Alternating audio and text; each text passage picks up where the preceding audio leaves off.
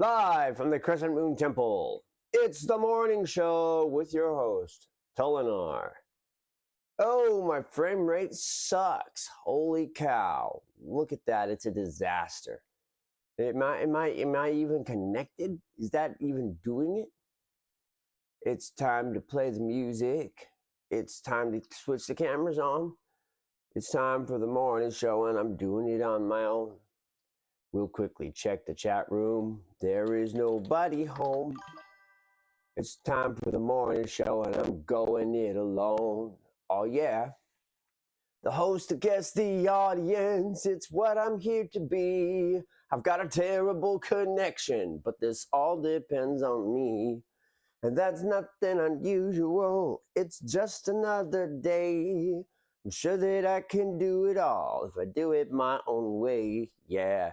Looks like there's integration problems. The mic is good to go. I suppose we're doing all right. I could use some audio. Let's get some background music going. How's our volume level? We're all right. This is tolerable. Morning, everybody. Whoa, yesterday I got sick. I was sick. Sucks for me. I got sick. I'll put a 0, put a 3, because it's the 3rd of January. As usual, you're hearing the unused song from Katawa Shoujo, which is a beautiful visual novel about pure love, defeating all circumstances, or not, whatever. It's a little loud. I'm gonna bring that down just a bit in the apartment. And then I can blue pill you like there. There we go. Maybe even a little. Just kind of getting my settings correct. There we go. Let me get some tea together. I'm thirsty. We did our show on water and sleep yesterday. I proceeded to go thirsty and sleep in. What in the world was the boy doing? Who knows? What in the world?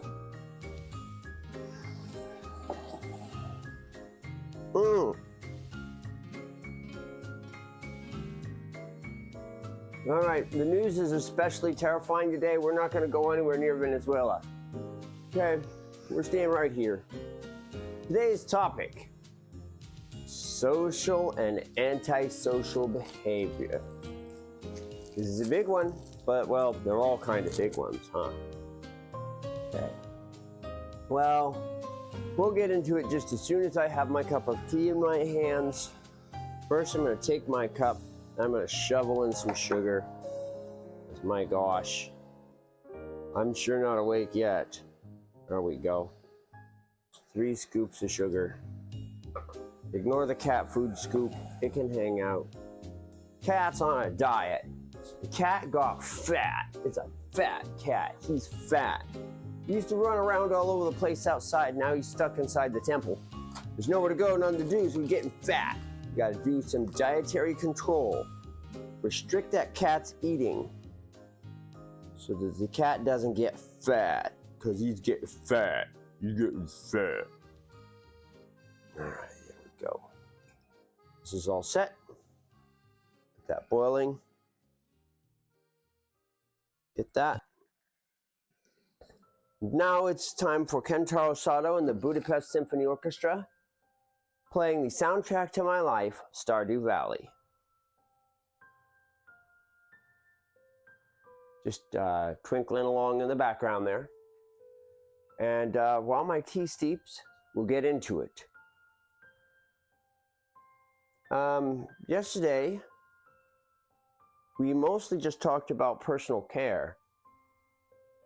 I want to talk about the nature of society. Now, we touched on culture 2 days ago when we were talking about the most important ideas of philosophy, which is that there can be important ideas, as it turns out. As for who decides which ideas are important, that comes back to society. Now, culture is passing things down to our children so that they can use the advantages, access the information too. This means that the smallest atomic unit of society is teacher and student, father and son, mother and daughter, right? And so forth. Family forms the backbone of society. But we live on a planet where we rub elbows with each other. Nowadays, society means many things. It can mean people who are your neighbors, people who are within the same shopping district as you, people who are trapped in the same economy as you, people who happen to be on the internet at the same time that you are on the internet. Society has exploded, and it's a small world, much smaller than we originally thought. So what does it mean to be social? Does it mean going over and chatting your Aunt Kathy's ear off with how your job's going and how you really want to punch your supervisor? No. That means being a yakker box. That's what that is. So what is it social? Social, how does this differ from antisocial behavior? Well, most of what society cares about has less to do with individual contributions and more to do with individual obstructions. There are rare moments where we highlight the good coming from individuals, where society uplifts someone for going above and beyond to keep everyone safe, healthy, secure, and happy. But that's rare. Usually, what society does is single out and ostracize people. Doesn't sound very nice, does it? Just picking on folks. This guy sucks. Oh, we hate this girl. That's society in a nutshell. Why? The answer is self-defense. Behavior breaks down into, 7 loose categories. These categories are present in the behaviors of every human. Every person needs all 7 categories. We'll go into the categories later, but for now it is enough to say there are at least 7 of them. There's 6 plus 1, technically. The plus 1 only really emerges when you're around other people, and that plus 1 is the key element of society. That is fairness. People seek fairness. They don't want to have a worse situation than other people. They want to have their needs or the 6 motives respected as much as anyone. And when one person's efforts and directions towards their motives starts to interfere, oh my gosh, there's someone actually out there. Hi, Trua. How you doing today? Good morning. Sorry, I'm meandering and chatting, so I didn't see your text message at first. But it's very nice to have you here.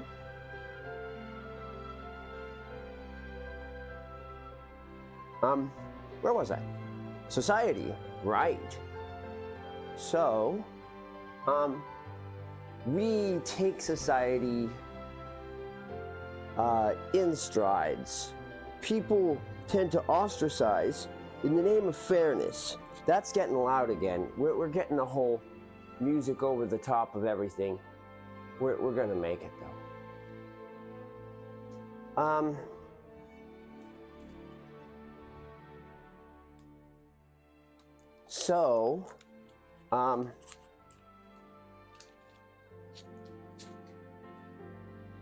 People seek fairness, and fairness comes in a lot of different shapes. Pretty much everybody knows what it is. When a person behaves on one of the 6 motives in a way that supports others and helps others and is good for everyone, it's considered a virtue. When a person behaves on these in a way that is considered counter to those principles, it is a sin.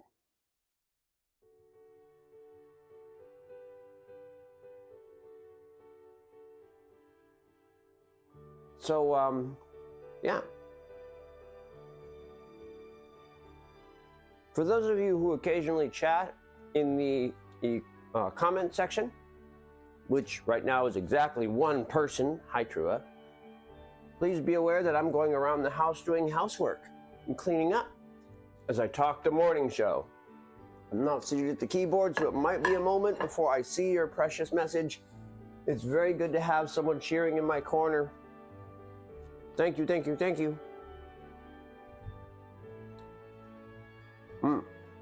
I'm eating candy bars and cleaning up laundry and doing the dishes and just getting the morning around. You know how it is.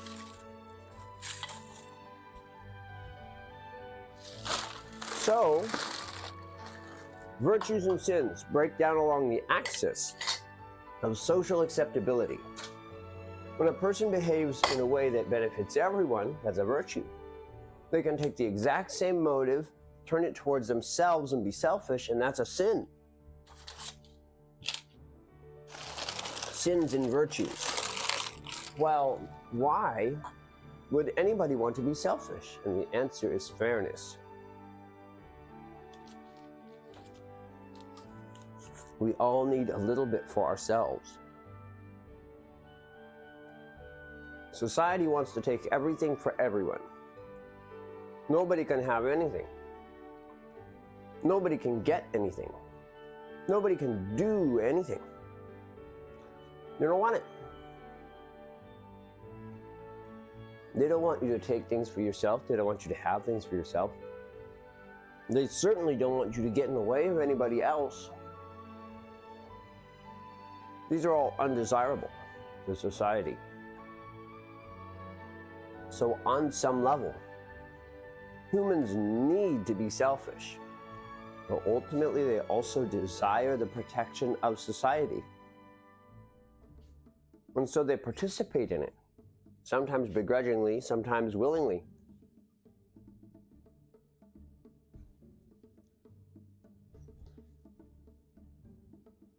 The cat has dragged its ball off of the tree. I just now noticed this. I'm going to tie a second ball. Oh, yes, this is creative. Gold berries, baby. Okay. I'm sure that'll work out just great. Sorry, playing with a cat toy. So we've got the idea that there is social and antisocial impulse. When a person commits an antisocial impulse that is so negative towards society, the society needs to step in and handle this person, such as randomly murdering several 100,000 people, then that becomes a crime. And we have an entire system of justice and law and punishment, specifically to handle crime. And crime can be something as simple as jaywalking, or something as complex as multi-billion-dollar embezzlement.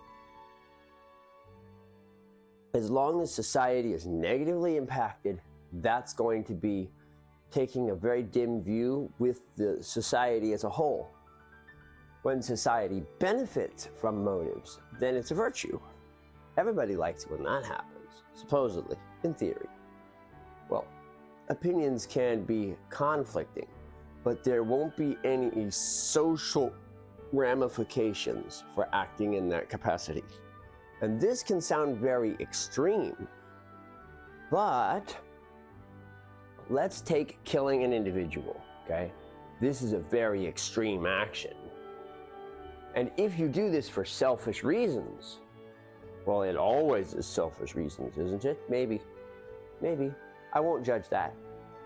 I'm just saying that when society believes you are acting selfishly, you 100% will face justice for your crime. The moment society finds out you've done it, you're going to be on the hook for it. They'll be looking for you the moment they find out the crime was perpetrated.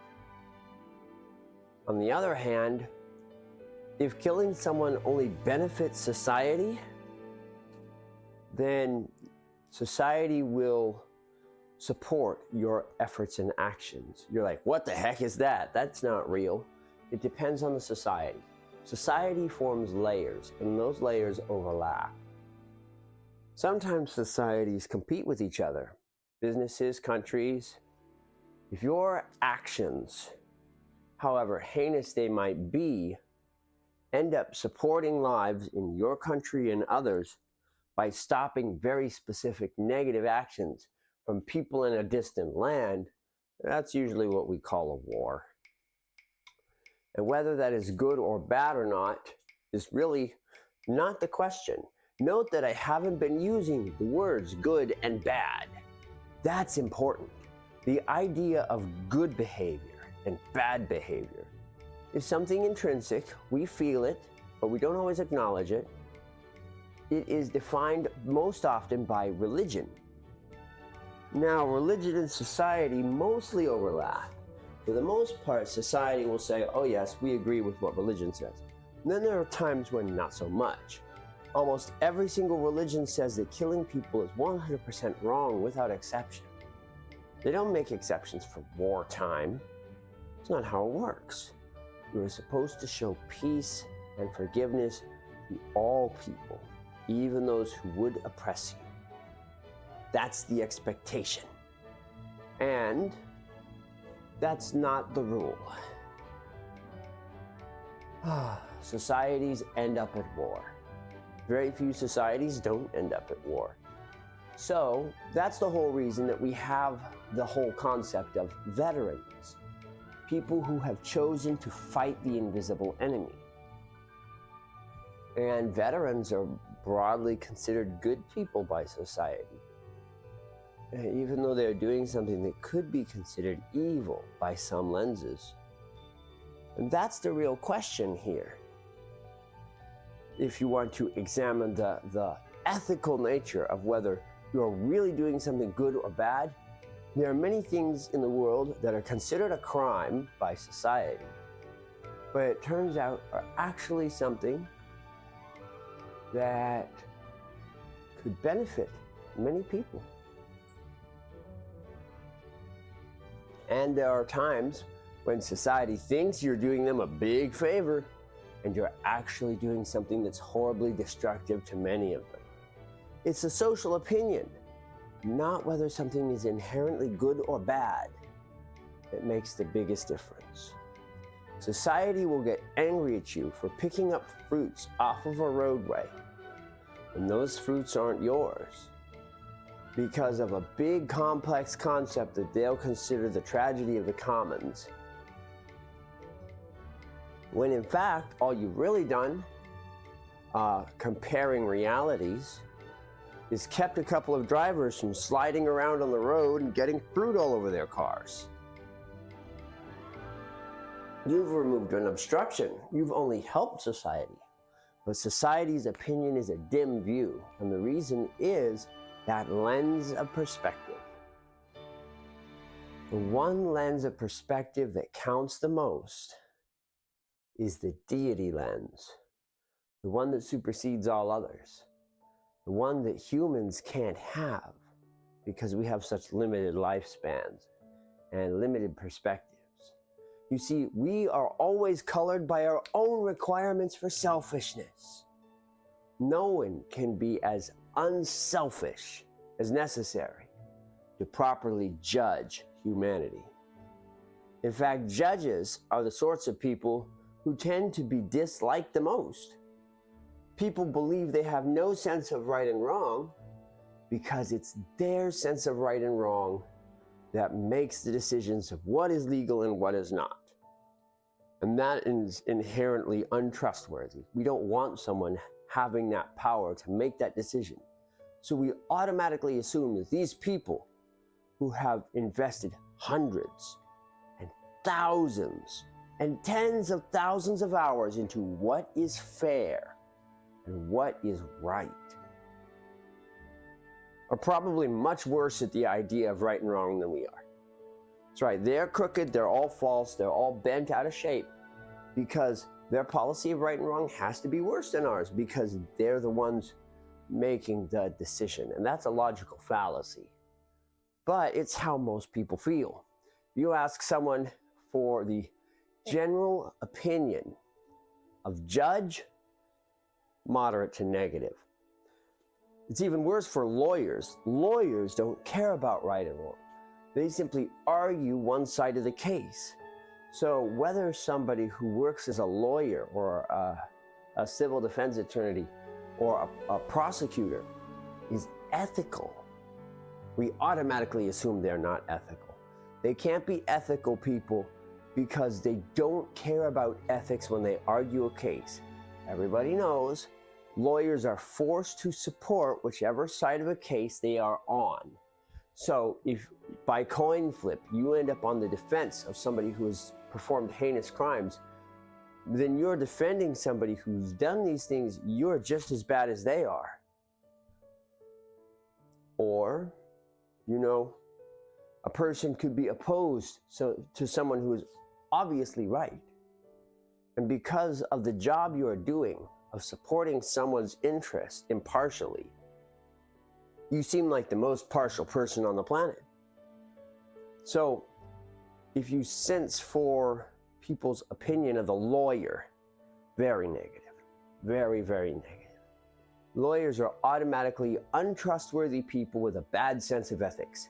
And the reason why is because we believe their behavior is inherently unfair, inherently biased towards cheating the system.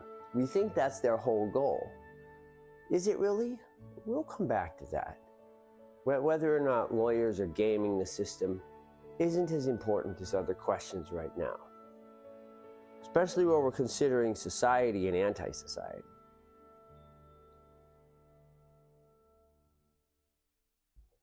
So we've got society, and it has its opinion of who we should be. And then there's religion, and it has its opinion of who we should be. And they mostly overlap, sure. Neither one wants to see us going around leaving a huge trail of bodies behind us. They both think that we should be reasonable in what we take. We should be reasonable in who we love. We should be reasonable in our ambitions. We should be reasonable in our scientific discoveries. We should be reasonable in our experiences and reasonable with our art and creation. And reason is an interesting way of expressing it. We're not always actually very reasonable creatures at all. But we do our best. I want to think we do our best. So, what happens when a person decides that society is no good? Well, how can this happen? Well, if a society doesn't meet your interests, doesn't support what you think is right and wrong, then you're not going to want to participate in that. At first, it may lead to a revolt where you seek to change the social system by complaining about it directly. And after that, it may lead to vigilantism or outcast, ostracization, where a person simply rebels against society entirely because they think society is not for them. They can produce profoundly negative personalities and action patterns, where people can behave in an inherently destructive fashion because they feel that society doesn't meet their needs. I am on nobody's side because society is not on my side. That sort of feeling, you know? Well, there's not much that can be done about that. I think I'm going to put this pole back on the wall.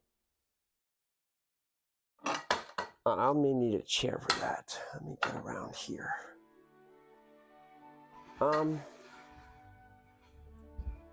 I'll be honest with you. I don't think any one person should have the power to judge a society as a whole. It's too much weight, it's too much power. There's too many people in a society, you see. That's the problem. Society is encompassing. There's a lot. There's a lot of folks in a society. The pole's stuck. How do you get a pole stuck? Can a pole get stuck? That's the sort of thing that happens.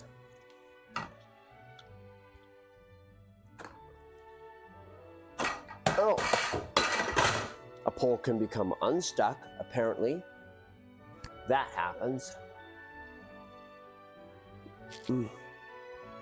This thing I'm standing on isn't stable enough for this shit. Let's try again with a different thing to stand on.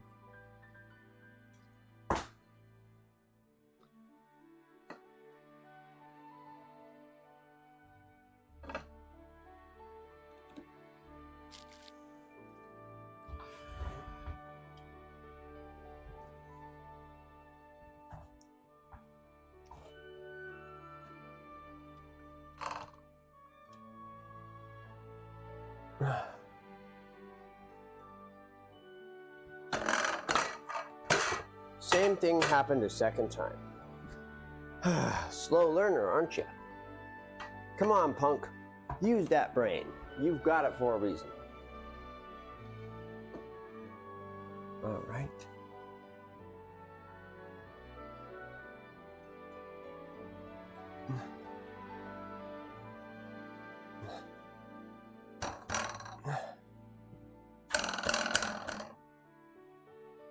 Great.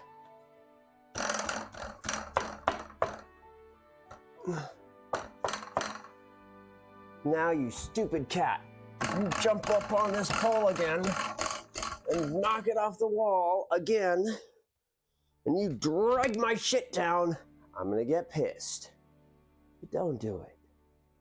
Shall we continue? Great. Yes, that's 99% what happened. Why this pole, which is so tightly cemented, would possibly come off the wall. The cat tried some Tarzan shit. You better not.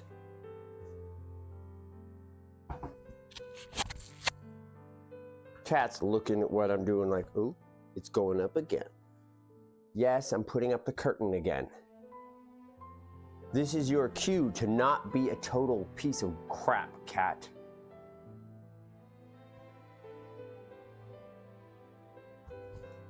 Now, how in the world am I going to do this, actually? The issue, of course, is a matter of physics. The curtain itself carries weight, and it wants to fall, meaning that there's a constant downward pressure. And I can't feed it through the thin area without it pulling itself down and out of here. All right. Working on it. We're working on it. We're working on it.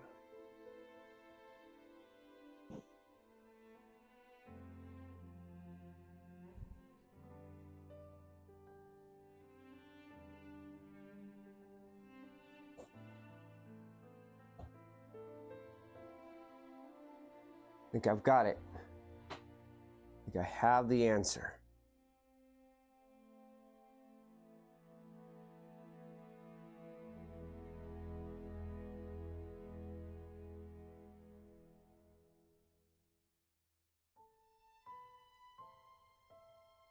Okay, now I get this out of here.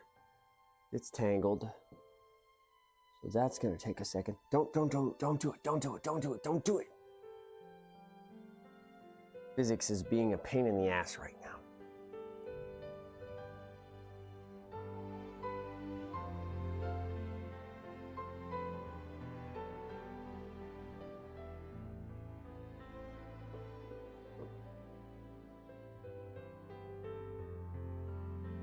Okay, just start with that. I have to find the other clip. Very frustrating. I don't know where it's gone. This could take a little while. Here it is. Found it right away. Fortunately, it didn't take very long.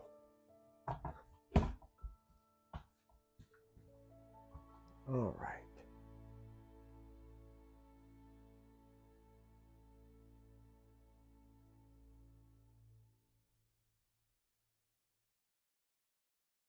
Let this down 1 inch at a time till it gets to about here. Then we stop it.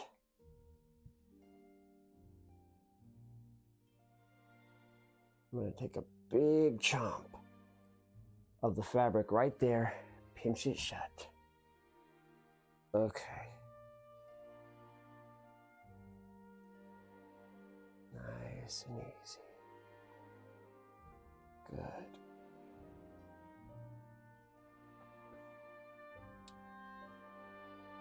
All right.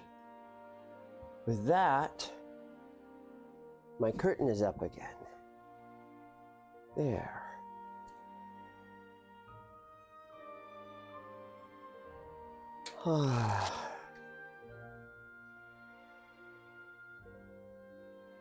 We'll see how long that lingers up before coming tumbling down again.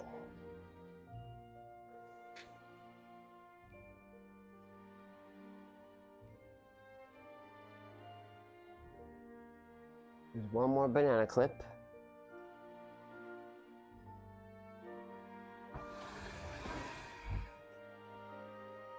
And it's gonna go right around here in the middle.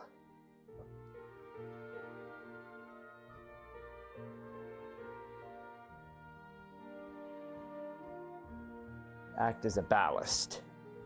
I think we're about there.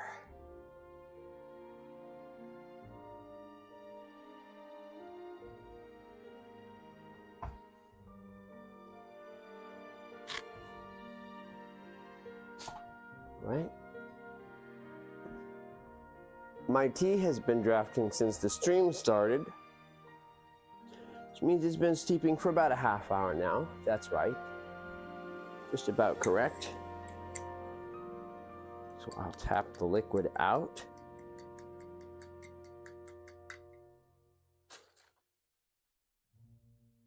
Shake out the grains. Add the milk.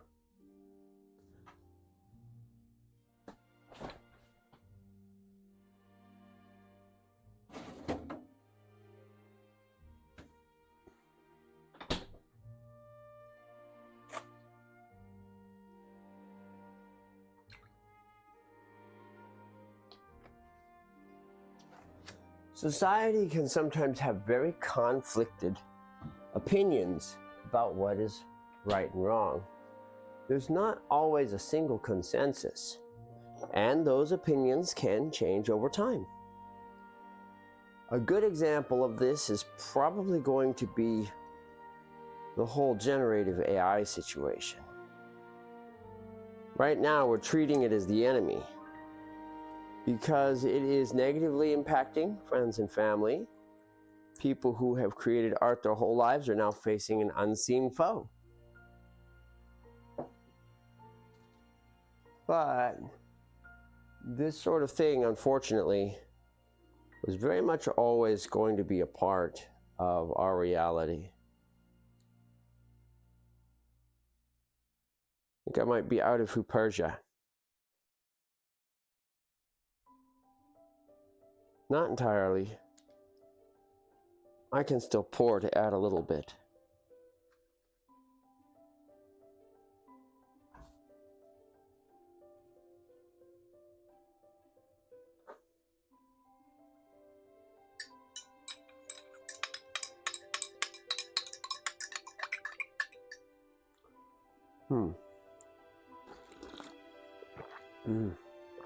Very pleasant.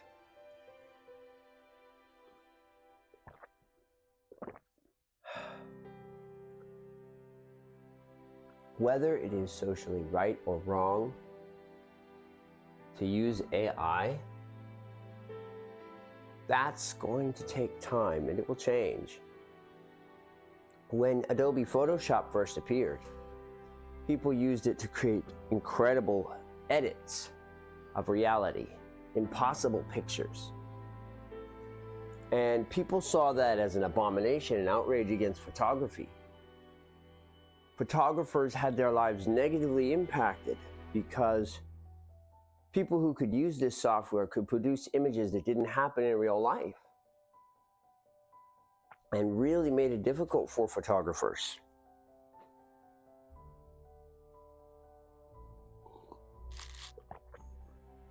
Now the same thing is happening to artists.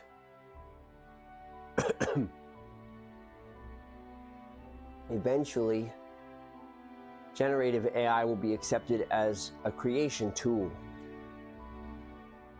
and the ethics of it will become a little grayer than the current social knee-jerk reaction. We went into AI in great detail in the other morning show, so I don't want to dwell on it too much, but it's important to recognize that society's opinion of what is right and wrong can and will change frequently. Something that society decides is okay today might not be okay tomorrow.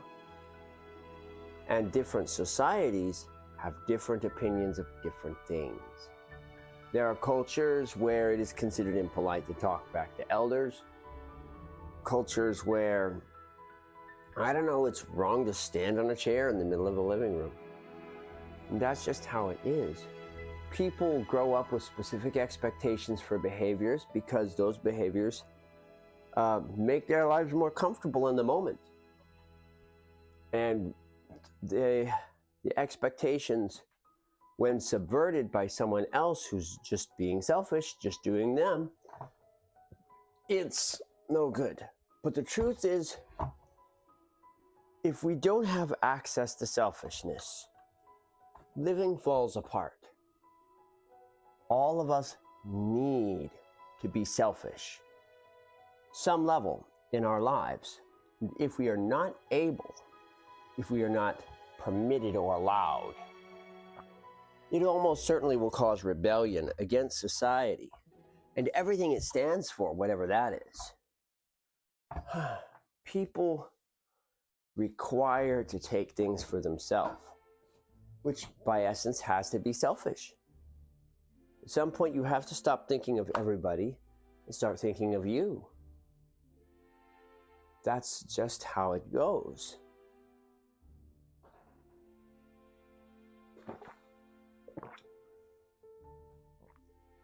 A proper free society, in theory, should provide people the room they need to be selfish, to have selfish thoughts and opinions.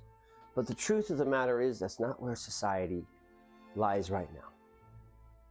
Society is currently overly bent on altruism. We expect everyone to be excellent. We want everyone to be the better person. And because of this, it's not so easy. We can go over the 7 different desires and mock up different places where society is maybe harsher than it needs to be.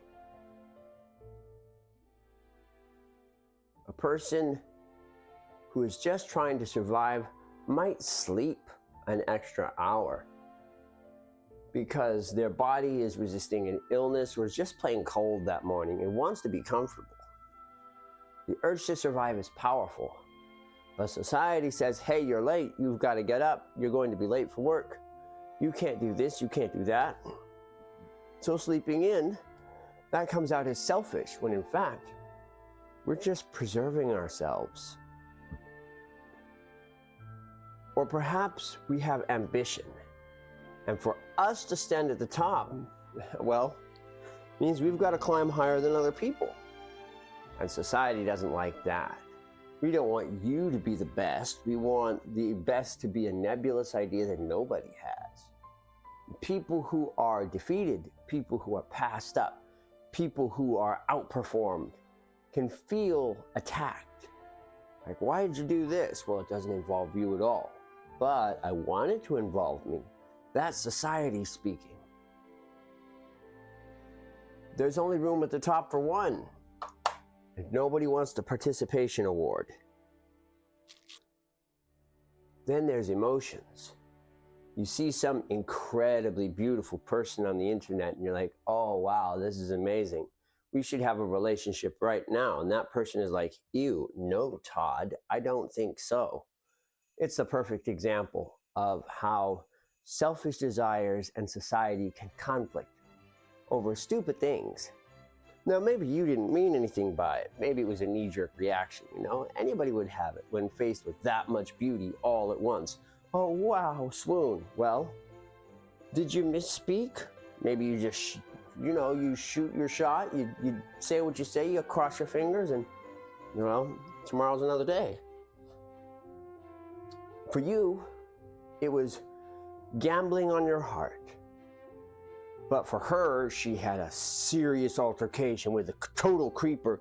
It was somebody who was out to get her and drag her off in a parking lot. And well, perception is a tricky thing.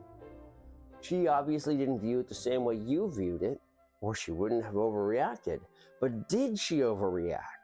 Or is that just how you view how she is acting? Like, ew, don't do that, Todd. And it's an afterthought to her. She's like, this is very impolite. You think that she's throwing bricks and raising torches, and, well, maybe it's all an illusion. Maybe we're all a lot more accepting than we think. Or maybe not. Maybe Karen really is awful. Who can say? We want to express the things that we think are beautiful. We want art and cleanliness and health and excellence in our lives. We all want the fine piece of music. We all want the nice piece of art. We want to seek things that are lovely for us. But the world doesn't necessarily want us to hoard all the good stuff to ourselves. We should share. We should share it with everybody, right? Well, maybe not. That's what society says. Or maybe society doesn't like what we think is art. Maybe we've spent 4,000 man-hours learning the art of welding, specifically so that we can have a metal robot man built from the junk that's been laying around town. And he's awesome. He looks like the Terminator, and he's in your front yard, and the city says, don't do that. That's garbage. We hate your art. It's awful. It's got to go away. Maybe your art involves growing the natural landscape up and out, allowing wildflowers to flourish, letting the natural biome recover itself. And the city's like, no, thin grass only. Don't bring your weeds around here next to Sally and her manicured bluegrass. No, take your weediness out of account. We don't want that. That's society saying that your sense of art isn't good enough. That's a homeowners association, which is an entirely different type of society. That's what we call a fake society, a society that no one is a part of, a theoretical society. We'll come back to theoretical societies in a different episode. It's an important one. Maybe your idea of science is different from everybody else's. Maybe you've discovered a way to create something that the rest of the world could profit from, could benefit from, tools that empower humanity to do things that are new and exciting, but humanity can only see the drawbacks. Maybe you want to keep that technology for yourself, and society doesn't like that. They want this technology. You've learned how to, electrify a blanket that is suspended on a couple of poles so that it pulls moisture out of the air. And now you can use it to extract water where there is no water. So you can live in a desert. But others can't. They want that technology. They have to get you have to hand it over right now. Well, maybe you don't want to hand it over. Or they want you to prove it, even worse. You built the machine. It works for you. But the rest of the world says, nah. You have to prove that before we'll believe you. We don't care about your perspective of the world. We care about what everyone can share. So we don't care if your machine works. We have to have a copy that works for everyone. So if you can't duplicate it, if you can't replicate it, then we don't care. We don't care. Who cares if you came up with a cherry that tastes faintly like an orange and faintly like a plum and is beautiful and different color? No, we don't care about that. You can't ship it to us and prove that you own it. You can't share it, so we don't care. Then there's experiences. Experiences are meant to be lived, meant to be had. But sometimes society can be salty just because you had an experience. You know? Sometimes society is like, you're not supposed to have that experience. You're not supposed to exist in that space. That's not a space that is good for existing. And sometimes the world limits you like that. You're like, no, I really got to do this. I really got to see this. I really want to know for myself. Society's like, nope, don't get over that fence. That's not a place for you to be, because we don't want anybody there. And society is like that. Did God say, don't climb that mountain? Don't go stand on that building. Don't you do it. Maybe he did. If he did, nobody heard him but you. And just because nobody hears it but you, doesn't mean you should ignore the message. No, all the more so you should pay attention. When God speaks to you, when God says, forget society, here's my expectation, you might want to pay attention. Because society can shout up and down what it thinks is right and wrong. But in the end, it's just you and the big man, whatever he looks like, whatever form he takes. Maybe there isn't. I don't know. That's a very, very tough question for several days of conversation. But for now, I do believe we're just about on the way out. We've touched on the 7 great motives. I think that's tomorrow's conversation topic, actually. I think that's where we're going tomorrow with this. We're going to talk about the 7 great motives. The 7 things that society cares about, that people care about. I don't want to pin that to the chat. There we are.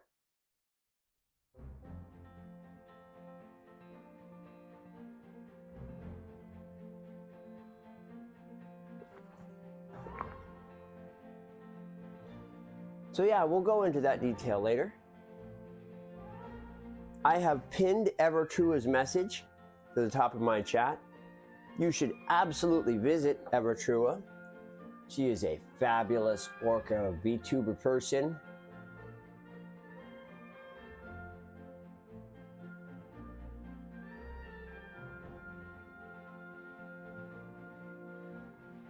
Ooh.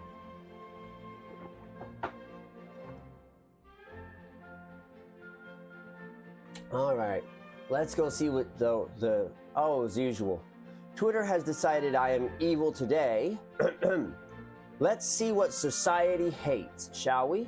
While we're on society, and it looks like society hates my opinions of Ron the One Half. Lurker says 3 posts to cope, huh? Well, that's delightful. Yes, what it actually was is, if you check the time spans, this was 2 a.m. I was trying to go to sleep.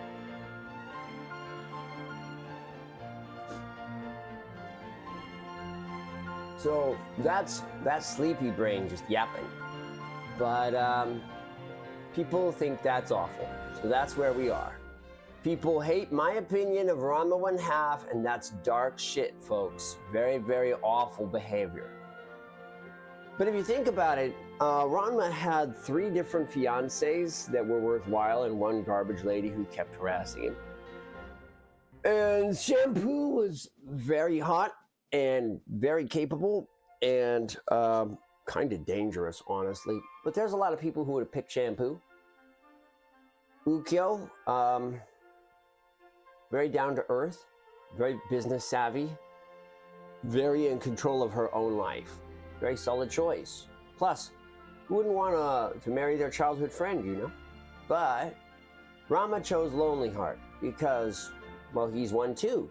He sympathized very deeply with Akane Tendo and her circumstances, which were, despite her being a relatively normal person, very similar to his. And that's fine, that's great, that's wonderful.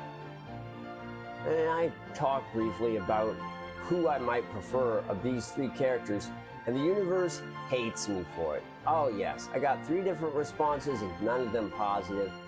Everybody's just like, you don't like it, then you don't like that there, period. Thank you for that, internet. And that's just the nature of society. Meanwhile, on the side, I see that U.S. forces have captured the Venezuelan president. Let's not dwell on that. I don't want to form opinions of that. That's pretty heavy. That's pretty, whoa, reverb. Let's just go change my, let's go change my Twitch settings. Go to my creator dashboard. Yes. My last stream had no viewers, no followers. Here we are. I need a minimum of 3 average viewers on 4 different days. Here are 0 of your top chatters. Da, da, da. Da, da.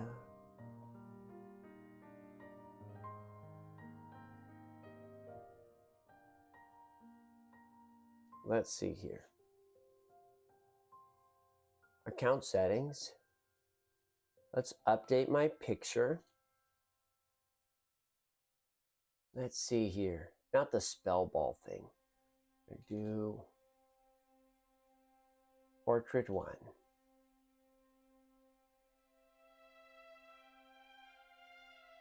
Perfect. Change my banner.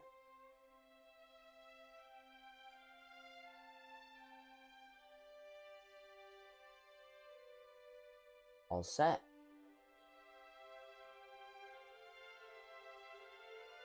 There we are. Social badge. Oh, here's a beta. Your social views get more views as you become an icon, a pro, or a legend. That's not gonna happen for me. Because every other person in the world has more people watching than me. My current viewership is 0. And I've made my peace with that, you know? I don't have a choice but to make my peace with that. With that said, folks, we are once more at the end of a stream. Thank you very much for watching. I hope you have a lovely day. And later today, I almost forgot, we're going to be playing more Blueprints. Boy, I made a lot of progress yesterday. VOD will be up on YouTube very shortly. I do plan to go back and edit. Yesterday there was a lot of dead space. Thank you for watching the morning show, and have a great day.